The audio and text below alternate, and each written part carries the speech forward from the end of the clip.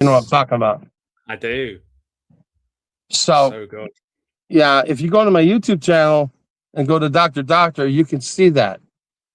Right, will do. I'll put a link to that because Matt Frew was great, so creative.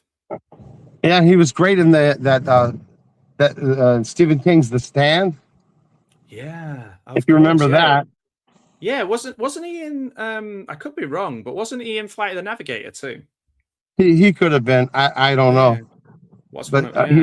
There was one take when I go to hit him. I'm a hockey player, and I communicate by growling. And I actually contacted his glasses and knocked them off.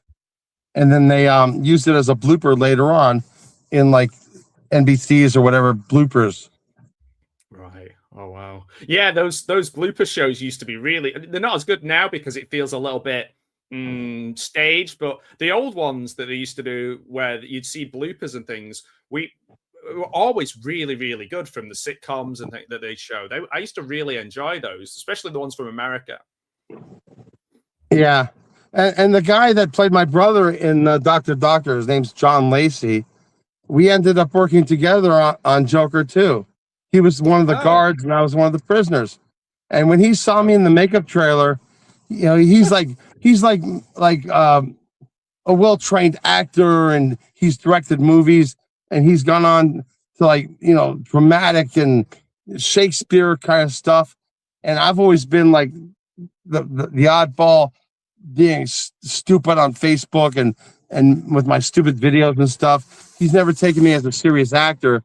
And when he saw me in the makeup trailer, when he walked in, I'm all, "Hey, John, what's up?" And he looked at me like, "How the F did you get this?" Well, I mean, we can jump into that a little bit as well, because it's such an interesting film. I'm probably in the minority, I think, where I prefer it to the first one, but I also think it's a really bold swing because if you really enjoyed the first one and you love the first one, you're probably not going to like the second one. Whereas I didn't care for the first one that much, but absolutely loved the second one. Did you ever get like the temperature of what people have said about the movie to you when you've spoken to them? Like, what was the kind of your response when you first saw it? What was your take on the film itself? Well, you can see me about 6 and 7. I'm a featured prisoner. I was in 6 or 7 scenes where you could see me, and in one part you could see me saying Arthur. But I had some other stuff that I fitted in. I thought I was going to get in there that wasn't in there, but that's cool. But to me personally, it had like 3 too many song and dance numbers. Even though I just, I like the first one a lot. I was a little disappointed in the second one personally, but I think you're in the majority. Glad I was in it. Most people, yeah. Oh yeah. I mean, I think what history might remember it a bit differently. People these days are very quick to, oh, this is a flop, this is that. But like, I think history will maybe remember it a lot better than at the time, because I think people just. Well, I'll tell you one thing. Yeah, I wish that I got the residuals that the first one got. You know what I'm saying? Yeah. Maybe a little bit of time, it might become one of those ones that's like a bit of a cult classic. Well, according to the studio numbers, they were disappointed. It was a studio flop. The second one, the first one made $1 billion worldwide, and I got some okay residual checks, but nothing like like my mind was like ding ding ding ding ding ding ding ding ding,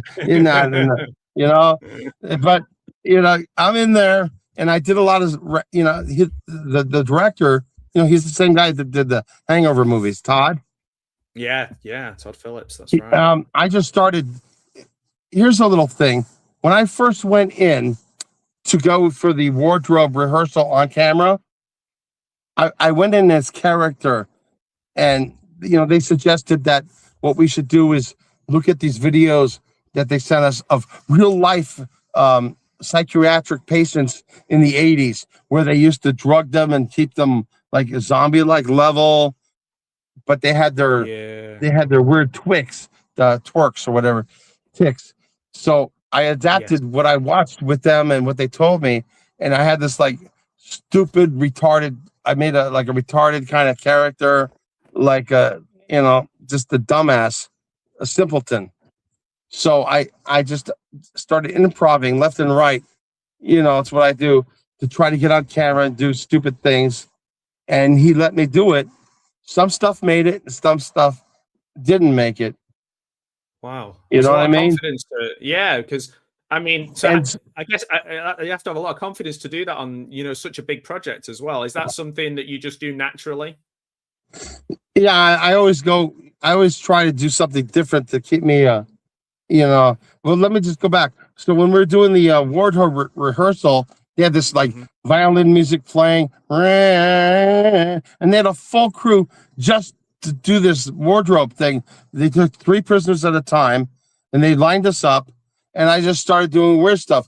I like tapped the guy onto the left on his shoulder, and he looked to the left, and I like, you know how you do that, and you like, oh, I don't know who tapped you, looking all innocent. So Todd pointed at me, he goes, "What's your deal with this guy?" I said, "I don't know, just playing around,